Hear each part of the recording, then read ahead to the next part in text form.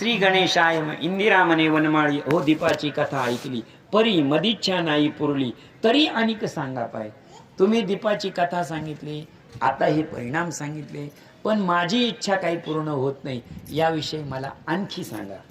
ऐसे रमेचे ऐकून वैखरी श्री विष्णू म्हणे सुंदरी पुरुषोत्तम माझारी यथायोक्त करीती तयाची सर्व पापे ये परी सुखती पावते यथार्थ तुझ प्रते इतिहास सांगतो।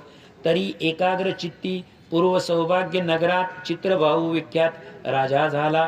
तो शूर आणि वीर सद महाप्रज्ञ तया दीन दयाळू सर्वज्ञ अति उदार सुलक्ष्मी शील रूपादी गुण संपन्न पशु पुत्र धन समृद्धी मान पुत्रवत पाळी प्रजानन इच्छा कल्याण सर्वांचे शांत मध्वत भक्त पुराण कथा ऐके सतत श्री कृष्णा वाचून दैन्य अन्यत मानीच। आता तुला मी एक शाकली ब्राह्मणाची कथा सांगितली, आता अशीच एक कथा तुला सांगतो। आणि ती कथा आहे, ती कोणती कथा आहे तर चित्रबाहू राजाची कथा सांगतो तुला। चित्रबाहू तिची भार्या लावण्यवती चंद्रकला ते प्रतिवता द्विज लागासी उभयता तत्परस्ती सर्व काळ ऐके समय अगस्त्य मुनी पातला राज्यागृही तया दुरुणी विकोलोनी रावत तक्षणी धावला दंडवत करुणिया नमन यथाविधी केले पूजन रत्ना सावर बैसुनी हस्त जोडोनी पार्थित म्हणे हो मुनिवरा आपण श्री कृष्ण भक्ती पारायण आजी सोये कृपा करून मम सदना आला ते याने माझे जन्म सफळ राज्यासह झाले सफळ काय हा आजचा दिवस निर्मळ धन्य केवळ झालो त्रिजगता पावन हे चरण लागता पवित्र झाले सदन ब्रह्मांडी शोधता भाग्यन मज समान नाहीच। आजी हे जे चित्रबाहू राजे होते ती त्यांच्या पत्नीसह आणि पत्नीसह राहत असताना राजवाड्यामध्ये त्यांच्याकडे पाहुणे आले। आता पाहुणे कोण आलेले तर अगस्ती मुनी। अगस्ती मुनींचा महिमान फार मोठा आहे आणि एक त्यांचा जन्म किंवा त्यांचं स्थान पण आपण जर आळंदीला गेलो तर तिथं अगस्ती आश्रम संगमनेरकरांनी मागे सांगितलेलं हो। आणि अकोल्याला त्यांचं क्षेत्र आहे ते अकोल्याचं, पण तिथे कथा चालते, तिथे अगस्ती मुनींची कथा चालते। आम्ही 3 दिवस गेलो होतो, आम्ही पूर्ण काही ऐकलेलं नाही, पण अगस्ती ऋषींचं तिथं जर ऐकलं तर अगस्ती ऋषींचं किती तर त्यांनी एका घोटात समुद्र केलेला होता, इतके महान ते। आजी कृपा करून नयनी विकोलांगी मज लागोनी याने सकळ पाणी मुक्त झालो साचार आता म्या हे राज्य संपूर्ण तुम्हा लागी केले अर्पण तुम्ही महावैष्णव ब्राह्मण म्हणून सर्व अर्पवलीचे। आजी म्या तुम्हा लागी काय अधेय ऐसे नाहीच वैष्णव जना देती सोल्पही कनकाद्रीप होईल।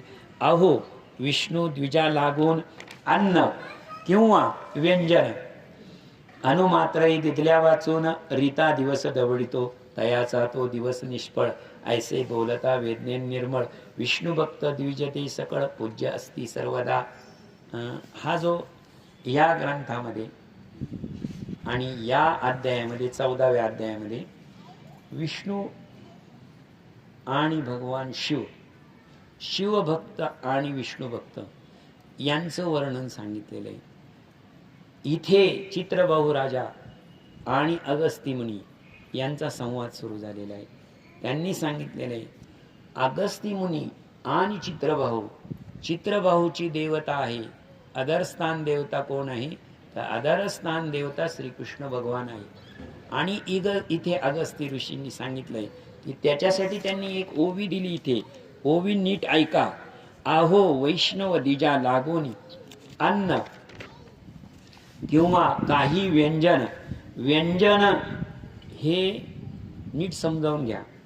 अन्न किंवा व्यंजन अनुमात्र ही दिदल्या वाचून रीता दिवस दवडितो। व्यंजन या शब्दाचा अर्थ इथे त्याचा दिलेला आहे शाक भाजी। शास्त्रामध्ये व्यंजन शब्दाचा अर्थ आहे शाक भाजी। तुमच्या ताटामध्ये जे अन्न येतो आपण शाकभाजी रोज करतो का सर? आपण राज करत नाही। शाकभाजी कधी करतो? फक्त आपण सणाला करत नाही। त्याच्याकरता शोध घेतलेला आहे रात्री मी, माझंही ज्ञान फार नाही, रात्रीच वाचलेले. शाक भाजी आपण पितराच्या दिवशी करतो. कोणत्या दिवशी करतो? कढी आणि शाक भाजी कधी करतो आपण? पितराच्या दिवशी. इतर दिवशी का करत नाही? आला का इथे शाक भाजी? ओवी सांगतो तुम्हाला, मन लावून ऐका. आओ विष्णू जना द्विजा लागोनी अन्न आणि व्यंजन अनु मात्र ही तिथल्या वाचून रीता दिवस दवडितो तयाचा तो दिवस निष्फळ ऐसे बोलती वेदज्ञ निर्मळ विष्णू भक्त द्विजते सकळ पूज्य असती सर्वदा. आपण ज्या वेळेस आपल्या पितरांना अन्न देतो किंवा आपण पितरांना घास टाकतो, बरोबर आहे की नाही? पितरांचा घास तिथे काक स्पर्श, एक स्पर्श. आणि आपण त्या दिवशी घरामध्ये कोण आणलेला असतो? उपवास करून आणलेला असतो, बरोबर आहे की नाही? उपवास करून आणि आपण एका पंक्तीला जेवतो, बरोबर आहे की नाही? त्या पंक्तीला आपले सर्व पितर जेवणाला आलेले असतात. काय आलेले असतात? पितर जेवणाला आलेले असतात. आणि पितृ नाही, पितृ म्हणजे बाप होईल. पितर म्हणजे मागच्या पिढ्या. नीट लक्षात ठेवा, शब्द चुकला की सगळं जाईल. ते पिढी आलेले असतात आणि त्यांना ती शाक भाजी असते. शाक भाजी म्हणजे काय? पुन्हा प्रश्न येईल ना. गणपतीला आपण 21 भाज्या घेतो, बरोबर आहे की नाही? मग शाक भाजी म्हणजे काय? षटरस इति शाक भाजी. तिच्यात 6 रस उतरलेले आहेत. तिच्यामध्ये 6 रस उतरतात, तिला म्हणतात शाकभाजी. मग त्या आपण बऱ्याच भाज्या तिला एकत्र करतो. साधारण तिच्यामध्ये 6 भाज्या असाव्या शाकभाजीच्या. कसं तर ती शाकभाजी आपण ती करतो. आणि ती जर पंगत आहे, शाकभाजी बरोबरची पंगत, लक्षात ठेवा आपले जे मागचे पूर्वज गेलेले आहे ते आपल्याला कोणा समान आहे? देवा समान आहे. लक्षात ठेवा. आपण ज्यावेळेस आपण फोटो लावतो त्यावेळेस आपण एक तर देवाच्या फोटोला हार घालतो, देवाच्या फोटोला हार घालतो. आणि त्याच वेळेस आपण कोणाच्या फोटोला हार घालतो? आपल्या वडिलांच्या, पितरांच्या हार. म्हणजे ते काय झाले? देवा समान झाले. नीट लक्षात घ्या. त्यांची जी जागा आहे तुमच्या पितरांची ती कुठे आहे? देवा समान आहे. नीट लक्षात घ्या. आणि आता तुम्ही शाक भाजी कढी आणि खीर सगळं जेवत आहे, त्यावेळेस तुमच्या बरोबर कोण जेवतंय? पितर जेवतात. लक्षात ठेवा. आणि ते जे जेवण असतं, शाक भाजी व्यंजन आणि कढी, व्यंजन दुग्ध कढी, हे सगळं जे जेवण आहे ते पितरांचं जेवण आहे. आणि आज अगस्ती मुनींना चित्रभाऊ राजा काय सांगतो? नीट लक्षात घ्या. ऐसे बोलती वेदेज्ञ निर्मळ विष्णू भक्त तो द्विज सकळ पूज्य असती सर्वदा तयाची आज मी जेवतोय, तुमच्या बरोबर जेवतोय, तुम्हाला जेव घालतोय. पण आज तुमच्या सोबत मी माझ्या सर्व पितरांना जेव घालतोय. माझ्या आजचा जो जेवण आहे, आजचं जे आहे ते कोणाला मिळणार आहे? बघा, साधू संगती आहे, संत संगती आहे, विष्णू दास संगती आहे आणि द्विज संगती आहे आणि पितर संगती आहे. किती पंगत सांगितली मी एका पंक्तीमध्ये? 7 संगती सांगितली, 6 संगती. ऐसे द्विज तितुके सर्व श्रेष्ठ तया तथापि त्यात वैष्णव वरिष्ठ म्हणून इतरापेक्षा स्पष्ट वैष्णव द्विज पूजावे. द्विज या शब्दाचा अर्थ विप्र नाही बरं का. विप्र या शब्दाचा ब्राह्मण होऊ शकतो आणि विप्र या शब्दाचा अर्थ साधू होऊ शकतो आणि विप्र या शब्दाचा अर्थ ज्ञानी होऊ शकतो. परंतु इथे द्विज शब्दाचा अर्थ असा आहे, द्विज या शब्दाला पर्यायी वाचक शब्द ब्राह्मण आहे, पर्यायी वाचक शब्द ब्राह्मण आहे. परंतु भगवान शंकर कोणत्याही देवतेची पूजा करणारा आणि पूजा सांगणारा द्विज असू शकतो. पूजा करणारा आणि पूजा सांगणारा हा द्विज ब्राह्मण समजला जाऊ शकतो. त्याच्यामुळे जोवरी सूर्य उदेला नाही तोवरी तयाची प्रभा राई, तैसेची वैष्णवाची जो काही तोवरी आणि द्विज सर्व. ऐसे चित्रभाऊची वाणी ऐकून अगस्त मुनी मनेगा राया तुझ्याच भवनी धन्य धन्य झाला आहेस. आणि चित्रभाऊची ही जी पूजा, चित्रभाऊचं हे जे आलेलं आदरातिथ्य, चित्रभाऊन राजाशी केलेला अगस्ती मुनीशी केलेला संवाद, यावरून ऐसे ती चित्रभाऊची वाणी ऐकून अगस्त मुनी म्हणे राया तुझ भवनी धन्य धन्य झालो. राजा तुझं हे आदरातिथ्य आणि तुझं बोलणं ऐकून खरंच मला तुझ्या घरी आल्याचं धन्य वाटतंय. लक्षात ठेवा, अतिथी देवो भव असं आपण म्हणतो. म्हणजे काय? अतिथी भव, भव या शब्दाचा अर्थ तीन. भव या शब्दाचा अर्थ अस्तित्वात असणे, भव या शब्दाचा अर्थ जिवंत, आणि भव या शब्दाचा अर्थ पुढे वाढून ठेवलेलं. म्हणून त्याला आपण काय म्हणतो? भवसागर. असे तीन शब्द आहे. परंतु इथे काय? चित्रभाऊची ऐकून वाणी धन्य धन्य झालो. तयाची ते तेयाची त्या सकळ प्रभा अति धन्य झाले भूभुजा जो महावैष्णव राजा यासी रक्षित आहेस. आता एकतर पृथ्वीवर राजा श्रेष्ठ असतो, राज्य असल्यावर श्रेष्ठ असतो. बरोबर आहे की नाही? तो राजा जर दानशूर असेल तर राजापेक्षा दानशूर राजा चांगला. तो राजा दानशूर आणि जर ऋषी असेल तर त्याहूनही चांगला. पहिला राजा प्रजेची काळजी जो घेतो तो राजा श्रेष्ठच, पण त्यापेक्षा श्रेष्ठ राजा कोण? त्यापेक्षा राजा श्रेष्ठ ऋषी जो दानशूर असेल तो. त्याही पेक्षा श्रेष्ठ कोण? त्याही पेक्षा ऋषी. जनक राजा ऋषी होते. बरोबर आहे की नाही? शिवाजी महाराज दानशूर होते. म्हणजे राजा श्रेष्ठत्व सांगताना त्यांनी सांगितलं की दानशूर राजा श्रेष्ठ, ऋषितुल्य राजा श्रेष्ठ, पण या सर्वांपेक्षा श्रेष्ठ कोण? तो वैष्णव राजा असेल तर तो सर्वश्रेष्ठ. वैष्णव राजा ओवी तशी आहे.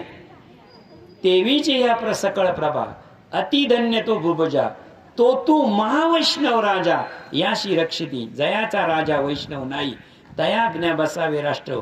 अवैष्णव राष्ट्रापेक्षा पायी शून्य वनी वरिष्ठ. आणि ज्या राज्याचा राजा वैष्णव नाही त्या राज्याच्या राज्यात राहणं, त्या राज्याच्या राहणे वनात राहिलेलं बरं. हो. आता एखादा राजा वैष्णव नाही, एखादा राजा दानशूर नाही, एखादा राजा गो ब्राह्मण प्रतिपालक नाही, एखादा राजा प्रजेचं कल्याण करणारा नाही, अशा राजाचं वर्णन आता सांगितलेलं आहे. कसं? नेत्रहीन जैसे शरीर. ज्याप्रमाणे शरीर आहे आपलं, ज्याप्रमाणे शरीर आहे पण त्याला नेत्र नाही, दृष्टी नाही. खरंच सांगा, दृष्टी नसलेलं शरीर काही कामाचं आहे का? फक्त दिवस पूर्ण करण्याच्या कामाचं आहे असं म्हणता येणार नाही. काहींना दृष्टी नसलेले फार सुरदात झाले. परंतु इथे दृष्टांत देताना सांगितलंय नेत्रहीन जैसे शरीर का पतीहीन नाही साचार. किंवा एखाद्या स्त्रीला पती नसणं, जसं विधवेचं जीवन तसं ते राज्य विधवेसारखं आहे. एखाद्याला डोळे नसलेलं शरीर तसं ते राज्य डोळे नसलेल्या शरीरासारखं आहे. आता पुढचा चढता दृष्टांत. आता एखादा ब्राह्मण आहे, एखादा ब्राह्मण चांगल्या कुळात जन्माला आल्या, ब्राह्मणाच्या कुळामध्ये, परंतु तो निरक्षर, लिहिता वाचताच येत नाही. आता अशिक्षित ब्राह्मण तसं ते शरीर. पुढचा दृष्टांत दिलेला आहे. दंतहीन जैसा करी. साधी गोष्ट सांगतो. हत्ती खूप मोठा आहे, चांगला हत्ती आहे, परंतु त्याचे दातच कापलेले. काय त्या हत्तीचा उपयोग आहे का? पक्षीहीन निर्धारी. पक्षी आहे परंतु त्याचे पंखच कापून टाकलेले. सिंह आहे पण त्याचे दात नखच कापलेले. खरंच सांगा, दात नख कापलेला सिंह काही कामाचा आहे? पंख कापलेला पक्षी काही कामाचा आहे? डोळे नसलेलं शरीर काही कामाचं आहे? त्याच्यानंतर हे सगळं नसलेलं फक्त ते शरीर आहे, शरीर आहे. तसं ज्या राजाचा राज्य नसलं, ज्या राजाचा राजा वैष्णव नसेल, त्याला भगवान विष्णू आणि श्रीकृष्णांची कृष्णपदी आदर नसेल, त्यांची सेवा घडत नसेल, तर लक्षात ठेवा ते राज्य असंच आहे. कसे? या 5 दृष्टांतासारखं. की दर्भहीन संध्यावान, की विधवा नारी केस सहित, का स्नान करी व्रत, तैसा ब्राह्मण शूद्र पतित, तैसेच राष्ट्र अवनिश. अरे जो श्रीकृष्ण भक्त चरण त्यासी राजा असे म्हणत, त्याचीच राष्ट्र वाढे सतत, सुखी होत प्रजाजना. जर भगवान श्रीकृष्णाची पूजा केली आणि फक्त पूजा करत असताना राष्ट्र वाढत गेलं, असं उदाहरण जगामध्ये आहे ना? मला सांगा, पांडवांनी पूजा कोणाची केली? भगवान श्रीकृष्णाची, बरोबर आहे ना? मग भगवान श्रीकृष्णाची पांडवांनी पूजा केली, राष्ट्र वाढत गेले का संपत गेलं? वाढत गेलं. एका अर्थाने पांडव ते वैष्णव होते, श्रीकृष्णाचे भक्त होते. इथे काय चाललं? सुखी तरी म्या देखिले म्हणून माझी सफळ झाली नाही, तुझं माझी घडली भाषण तया वाणी झाली. अरे राया तवा राज्य अर्पिले, ते सर्वही मज पाहिले. आता अगस्ती मुनींना इथे दृष्टांत फार महत्वाचा आहे. जेवण झालं, जेवण झाल्यानंतर दक्षिणा देण्याचा एक प्रथा होती. ब्राह्मण आला की जेवण झाल्यावर त्याला दक्षिणा दिला. इथे चित्रभाऊ राजानं काय दक्षिणा दिली पहा. तथापि तू आता असो राया त्वा माझी सफळ झाले नयन पोचले, तथापि तूचे दे सगळं माझी आज्ञे सांभाळी. आता त्यांनी काय दिलं तर देखा, आजी म्या देखिले तुम्ही म्हणून माझे सफळ नयनी तुझे झाले भाषण, मज मज राज्यभार अर्पी. माझं हे जे राज्य आहे, सर्व राज्य आहे, कुठं अर्पतो, कोणाला देतो? मी तुझ्या चरणावर ठेवतो. कोण म्हणताय? चित्रभाऊ राजा म्हणतोय अगस्ती मुनींना. काय दक्षिणा दिली? राज्यच देऊन टाकलं. असंच हरिश्चंद्र राजाने राज्य दिलं होतं. कोणाला? शाबास, विश्वामित्राला दिला. म्हणून तर अधिक मासाची कथा अगस्ती मुनी आणि हरिश्चंद्र राजाने पहिल्यांदा वाचलेली. राज्यदान देणारे हे दोनच राजे आहेत. हा, असो राया तो राज्य अर्पिले. आता इथे अगस्ती मुनी, असो राजा तो राज्य अर्पिले, हे सर्व मज पोहोचले. तथापि तूचे सगळे माझी आज्ञे सांभाळी. आता तुम्हाला राज्य दिलं ते मला पोहोचलं, परंतु आता मी जर समजा इथे नीट लक्षात घ्या, जोपर्यंत राज्य त्यांच्या चरणावर ठेवलं नव्हतं तोपर्यंत चित्रभाऊ कोण होता? राजा. आता राज्य कोणाच्या चरणावर ठेवलं? आता चित्रभाऊ कोण झाला? अरे प्रजा झाला. त्या राज्यातला एक माणूस, राज्यातला एक माणूस, मंत्री सुद्धा नाही, कोणीही नाही, एक साधा माणूस झाला का नाही? मग अगस्ती मुनी काय सांगतात? नीट लक्षात ठेवा, नीट लक्षात ठेवा. असो तो राज्य अर्पिले, ते सर्वही मज पोहोचले. तथापि तूची हे सगळे. आता तू माझी प्रजा आहे आणि प्रजेनं राजाची आज्ञा पाळणं हे प्रजेचं कर्तव्य. काय प्रजेचं? काय पहिलं कर्तव्य? प्रजेचं संरक्षण हे राजाचं कर्तव्य, आणि राजाची आज्ञा पाळणं हे कोणाचं कर्तव्य? प्रजेचं कर्तव्य. मग आता माझी आज्ञा आहे तुला का हा राज्यकारभार सांभाळ, हा राज्यकारभार सांभाळ, माझी आज्ञे सांभाळ. या सर्व राज्यावरती तुझीच स्थापना केली प्रीती. आता ते सदा असो तव कल्याण. ऐसे बोलोनी अगस्ती मुनी जावया उठला तेथुनी. तव त्या रायाची पट्ट राणी चंद्रकला ते पातनी. आणि असं सांगितलं, तू माझी प्रजा आहे, आता राज्य माझं आहे, पण माझी आज्ञा तुला अशी आहे का आजपासून हा सर्व राज्यकारभार तू सांभाळायचा, तू माझा प्रतिनिधी. आणि आता मला पुढे जायचंय. त्याच वेळेस चित्रभाऊ राजाची पट्टराणी कोण? चंद्रकला तेथे आली. तिने अनन्य भक्ती भावेसी नमस्कार केल्या मुनीसी. ते अगस्त्य मुनी तियेसी शुभ वचनेशी बोलत, हे कल्याणी तुझ जन्मभर अवैधव्य असो निरंतर. स्वपती लागी सदाचार भक्ती भावे भजे तू. गोपिका जन वल्लभा विषयी दृढ भक्ती असो तव हृदयी. त्री माझ्या जगती सात्या ठाई प्रमुख होई तू एक. तिच्यावर प्रसन्न झालेले आणि तिला एक वर दिलेला आहे. कोणता वर दिलेला आहे? अवैधव्य असो निरंतर. तू कधीही विधवा होणार नाही. विधवा होणार नाही म्हणजे अष्टपुत्र सौभाग्यवती भव, हा जो देतो आपण तो वर दिला. अहो मुनिवरा हा करस्थान कलमोलवत. संपूर्ण भूतदयाविषयी जाणता म्हणून ऐसा हा प्रश्न करीत आहे. ही अखंडित लक्ष्मी विपुल अकंटक राज सकळ, ही पतिव्रता निर्मळ, ही मज कैसी लाभली. आता बरोबर आहे म्हणे, माझी जी पत्नी आहे, ही जी पत्नी आहे तिला तुम्ही अखंड सौभाग्याचा वर दिला, ती अतिशय सुलक्षणीय चांगली आहे, सगळं बरोबर आहे. परंतु मला एक सांगा, ही माझ्या नशिबात आली कशी, ही मला कशी लाभली, ती मला मिळाली कशी, याचं काहीतरी असेल ना. नीट लक्षात ठेवा,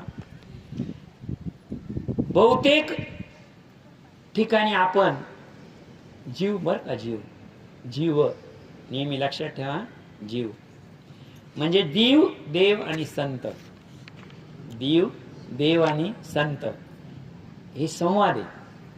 जीवाची अपेक्षा नेहमी भविष्य पाहण्याकडे असते.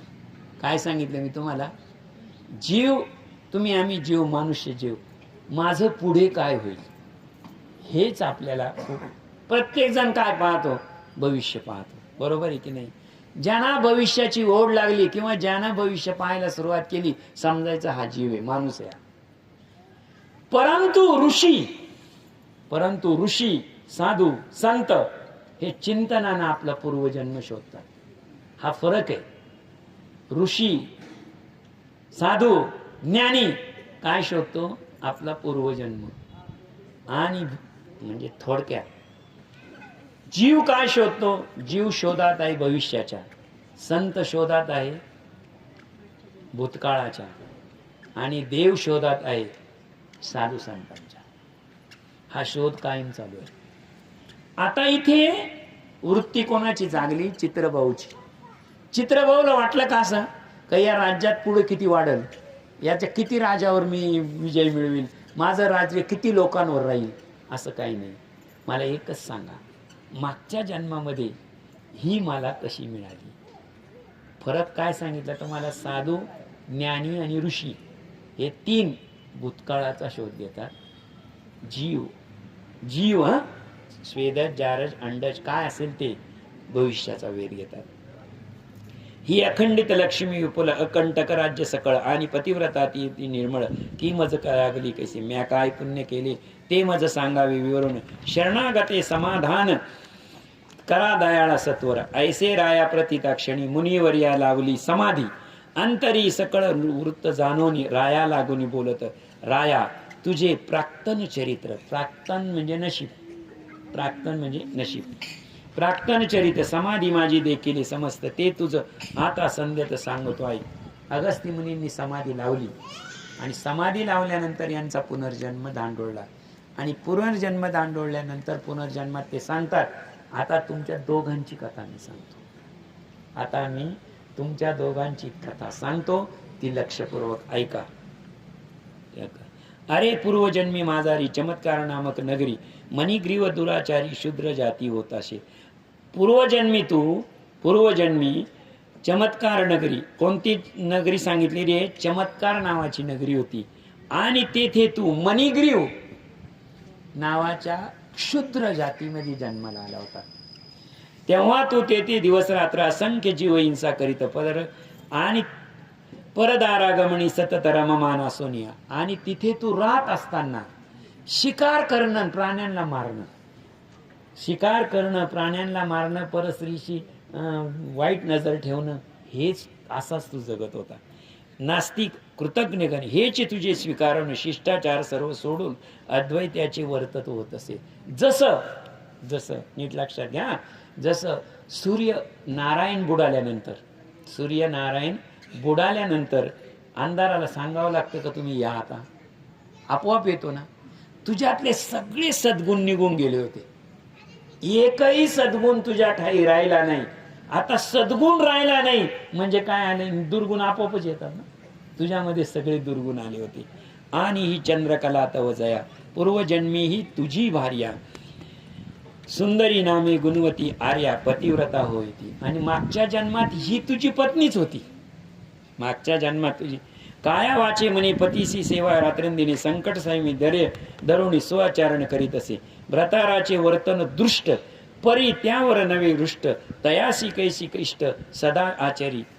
तुझं इतकं दृष्ट वागणं होतं, पण तिनं तुला कधीच विरोध केला नाही, तुझी आज्ञा तिनं कधीच मोडली नाही.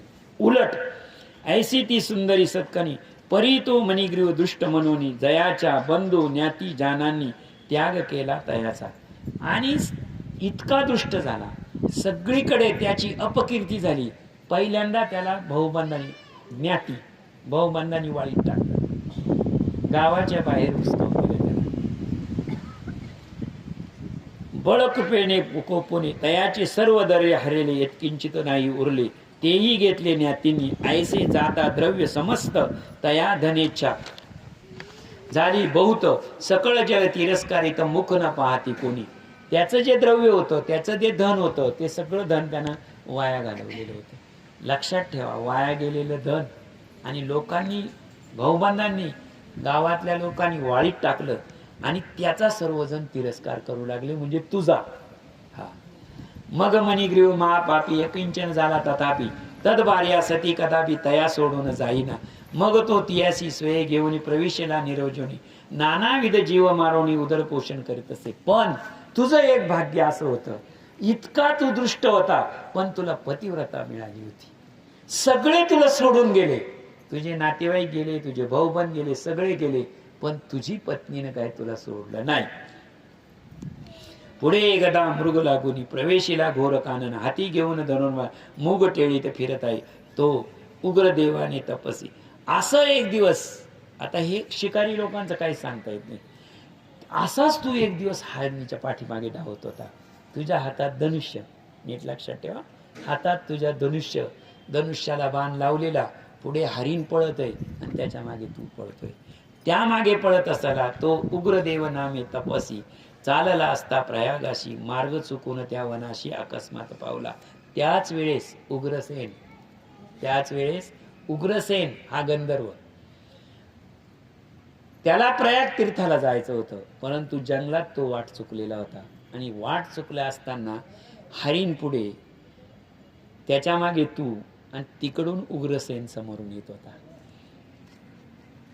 पुढे एक तो उग्रदेव तापसी चालला असता चुकून, पुढे काही दिसेना त्याला. 2 प्रहर दिवस आला, क्षुतादुतानी व्याकुळ झाला, उदक कोठे मिळाना, चालता थकले दोन्ही चरण, वरी तापे चंडी किरण, कासावीस झाले प्राण, मूर्छा येऊन पडिला.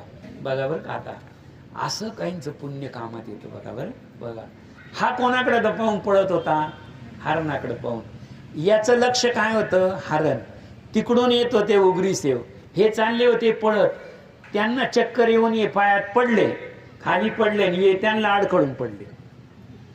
काय झालं, नीट लक्षात घ्या ना, प्रसंग नीट लक्षात घ्या. हा चाललेला आहे पळत, त्याच्या हातात बाण, तो धनुष्य बाण घेऊन पुढे कोणाकडे पाहतोय, हरणाकडे. उग्रीसेवानी यांच्या पायात पडले. आता आपल्या पुढे माणूस पळता पळता पडला, आपलं काय, आपण त्याच्यावर पडून अडखळून पडणार ना आपण. हा, तो अडखळून पडला. तो मणिग्रीव मुगटेळीत स्थळी पातला उचित, विप्रासी पाहून मूर्छित ते अत्यंत कळवळला. झालं काय, हे पडले यांच्या पायाजवळ, दाजीन हरिण गेलं नाही, निघून दिसना ना, म्हणजे प्रवासच थांबला ना. याला पळायचं कोणासाठी होतं, आणि हरिण तर पुढं दिसतच नाही. साधू तर पायाजवळ पडलाय, मग तो त्याच्याजवळ बसला. हर हर देवा काय हे म्हणून विप्र चलला ते पुढे, हळूच स्वसामाशी नेऊन अंगणा माझी ठेवला. आणि त्यानं पाहिलं, आता खरं सांगा बरं का, नीट लक्षात घ्या, इथे गैरसमज कोणाचा आहे, चित्रभाऊचा आहे. त्याला असं वाटलं आपल्या धक्क्यानं हा पडलाय. काय पडलाय, आपण पळत चाललो, आपण याला धडक मारली, हा पडला, आणि हा येऊन मूर्छा येऊन पडला. हरिण जे होतं ते निघून गेलं.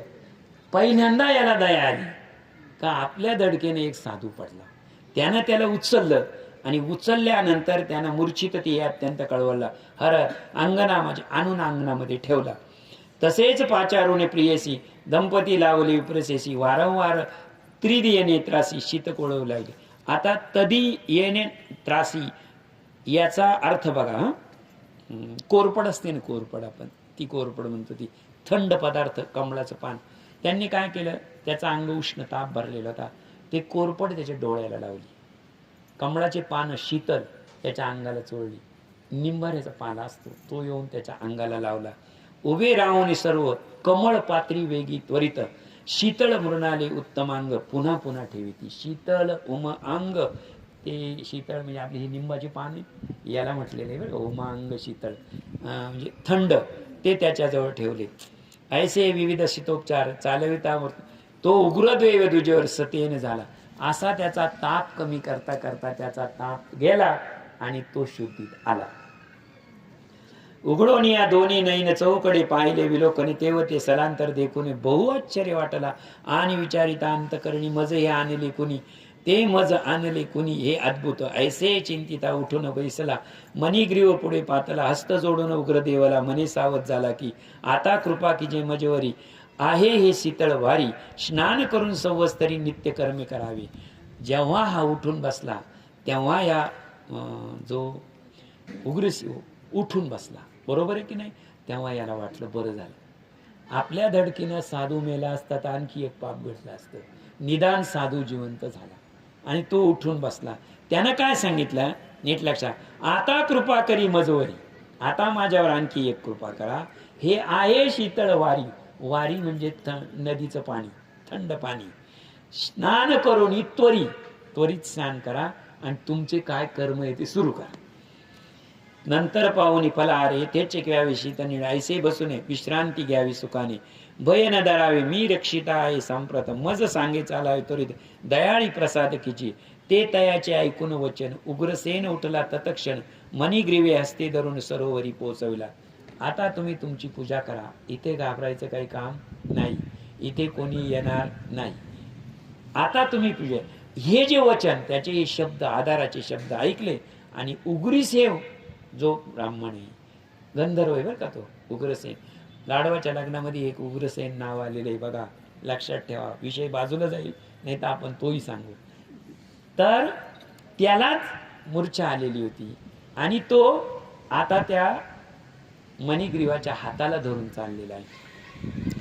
ते महावट वृक्षाखाली क्षण मात्र विश्रांती घेतली. तदनंतर सरोजनवेळी येतो शक्त सारिले आणि सारोनिया नानादी कर्म येथेच प्रासिले चितोद्दक पुनश्य तिरी येऊन देख वटछायेशी बैसला.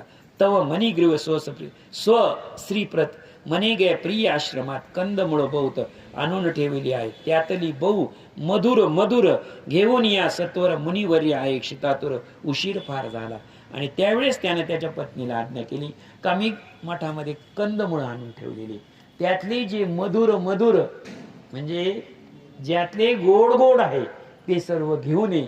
ऋषींना भूक लागलेली आहे ते ऋषींना दे. ते पतीचे ऐकून वचन सुंदरी आनंदले तत्क्षण कंदमुळे आनंद विप्रापुढे ठेवली. मग जोडून या दोन्ही असत मणिग्रीव मने विप्राप्रत मुनिंद्रा बक्षूनी समस्त आम्हा कृतार्थ कीजे. आता आम्ही तरावयासी आलोत आश्रमाशी आमचे सर्व पापांची राशी भवदुष लोपले. ते मणिग्रीवाचे ऐकून वचन उग्रदेव मने रे तू कवन आहेसी ते मज लागुनी आधी ने देवी सर्व कर. जात्यादी ठाऊके नाही ज्याचे विप्रण बक्षावे काही ऐसे सकळ विद्वजनांचे सांगणे असे अक्षय. पुन्हा ऐका ओवी व्यवस्थित ऐका ही अशी आहे. आता प्रसंग आठवा. इथे मणिग्रीव आणि उग्रसेन त्याची पत्नी समोर बसलेली आहे. उग्रसेनानं प्रश्न विचारलेला आहे. काय प्रश्न ऐकलाय विचारलेला आहे नीट लेवा नीट घ्या. ओवी नीट समजावून घ्या. जात्यादी ठाऊके नाही ज्याचे जात्यादी ठाऊक नाही ज्याचे जात आदी गोत्र ज्याचं ठाऊक नाही अशा अनोळखीचं काय झालं विप्रण बक्षावे अन्न. ज्याची जात ज्याचं कुळ ज्याचं गोत्र काहीही माहीत नाही अशा व्यक्तीचा अन्न विप्र म्हणजे काय ब्राह्मणानं सेवन करू नये. मुनी लागून मणिग्रीवा विधान क्षुद्र असे साचार मी दुष्ट वर्तेते अनुदिन यास्तव सर्व ज्ञातीजन मम त्याग केलाशी. आता उग्रसेन म्हणे की आता तू सांग मला तुझं निदान थोडीफार ओळख दे. मला मी ब्राह्मण आहे गंधर्व आहे मला तुझ्या घरी जेवायचंय थोडी ओळख सांग तुझी थोडीशी ओळख सांग. मग त्यानं ओळख सांगायला काय केस विचार केली. ऐसे विप्राचे ऐकून मणिग्रीव सांगे तया लागुनी मुने मी मणिग्रीव विधान शूद्र माझी साचार. मी मणिग्रीव गावचा आहे आणि शूद्र जातीत जन्माला आलेलो आहे. मी दृष्टाचरे वर्ते अनुदिनी यास्तव सर्व ज्ञाती जणांनी मरत म परित्याग मनोनी येथे येऊन राहिलो. मी दृष्ट होतो, सर्व काही दृष्ट कर्म केल्यामुळे माझ्या भाऊबंधांनी माझा त्याग केला आणि मी तिथे येतं. असे शूद्राचे ऐकून उग्रसेव पाचला समाधान कंदमुळे प्रक्षापण भक्षावया लागला. सुपक सुचित फळे रुचिक त्याहून कंदमुळे अधिक अतृप्त भक्षोनिया सकळक त्यावर उदक प्राशिले. त्याचं हे ऐकलं. ओळखीच्या माणसाचं जेवण करायचं ना. आणि असं म्हणून उग्री सेवानी काय केलं, सर्व कंदमुळे खाल्ली आणि त्यावर क्षुप्तीची झाली शांती, समाधान वाटले चित्ती. मग हात फिरवीत पोटवरती वटचायशी पोडला. तेने मरणिग्रीव काय स्वकी केले चरण. मग हळूच चुरित वाहिले प्रश्न केला तयासी. म्हणे ओ मुनींद्रा आपण आले कोठा गमन, या निर्वजनी आगमन म्हणून काय झाले. का हो म्हणे मुनी, इथे आजपर्यंत मी एकही साधू पाहिला नाही. हा काही कुठे तीर्थाला जाण्याचा रस्ता नाही, हा काही कुठे इथं देवस्थान नाही, इथं कुठं काहीच नाही, सरोवर नाही, काही नाही. तुम्ही अचानक इथे येऊन कशी काय आले, या आले कशी काय. कानन अत्यंत घोर येथे मिळे नीर, सर्वत्र जीव जंतू कैसे पातला येत. जंगलात इतकं घनदाट जंगल आणि दुसरं इथं जीवजंतू सोडून कुणीच नाही, जंगली श्वापद सोडून कुणीच नाही. अशा ठिकाणी तुम्ही आले कशी काय. ते तयाचे ऐकून येऊन विप्रमणे का ब्राह्मण उग्रसेव माझ्या विमानात जात होतो प्रयागासी. तो मध्येच मार्ग चुकून पातवलो तू दारू. ती पुसावया पाहता कोणी मनुष्य कोठे दिसेना. मी उग्रसेन आहे, मी प्रयाग तीर्थाला चाललो होतो. मी मार्ग चुकलो बरोबर मार्ग विचारण्यासाठी मी माणूस शोधत होतो तू समोरून आले. तुम्ही चालता थकले पाय, मध्यान्नाचा झाला समय, शिवाजीचे पडलो अतिशय, काही उपाय चालेना. मरणमुख झालो तत्क्षणी, शोधिता न मिळे जीवन परी काही पूर्वी जात म्हणून तो गमन झाले. आता बघा बरं काही ते माणसाला पत्ता विचारायचा होता, मला कुठं जायचंय. हा पळत चालला होता, याला पत्ता विचारायच्या आशेनं ते तिथं थांबले होते. पण माझे पाय थकलेले होते, मध्यान्ह झालेली होती, ऊन झालेलं होतं आणि मी तुला विचारताना तुझ्या पायावर पडलो, म्हणजे तुझ्या पायात अडकलो, तुझ्या पायावर. चालता थकले पाय, मध्यान्नाचा झाला मरण मुख झालं. तो माझी दिले जीवदान, म्या काय तुझेशी दिले दंपती कवन दुःखासी. अरण्यवासी झाला तो मजला सांगे तरी दुःख हरी तू समजत. ऐसे विप्राचे ऐकून वाशुद शूद्र अत्यानंद झाला आणि आपुले सर्व वर्तमान कथिता झाला अनुमान. हा पुनर्जन्म आहे. कोण, मणिग्रीव ही आणि पूर्वीचा तो चित्रभाऊ राजानं काय विचारलं होतं, माझा पुनर्जन्म काय होता. कोणाला विचारलं होतं, अगस्ती मुनींना. आणि अगस्ती मुनींनी सांगितलं होतं की तू इथपर्यंत आला, दृष्ट होता, शूद्र होता, परंतु सेवा कोणाची घडली, सेवा घडली उग्रसेनाची. बरोबर आहे की नाही. सेवा घडली, निवळ सेवा नाही घडली. या महिन्यात त्याला स्नान घातलं, त्याची पूजा विधी केली, त्याला तृप्त केलं. नकळत ब्राह्मणाला काय, आपण फार तर ब्राह्मणाला अन्नदान देऊ शकतो, बरोबर आहे की नाही. ब्राह्मणाला गोदान देऊ शकतो, ब्राह्मणाला वस्त्रदान देऊ शकतो, मानवाला अलंकार दान देऊ शकतो. इथे काय दिलं त्यांनी, अरे इथे जीवदान दिलं, हे सर्वात मोठं दान आहे ना. उग्रसेनाला काय दिलं, जीवदान दिलं. अरण्यासी झाला तो मजला चांगे आणि आपले सर्व वर्तमान कथिता झाला अनुमान. आणि असा पूर्वजन्म सगळा कथन केला अगस्ती मुनींनी. कोणाला, राजा चित्रभाऊला.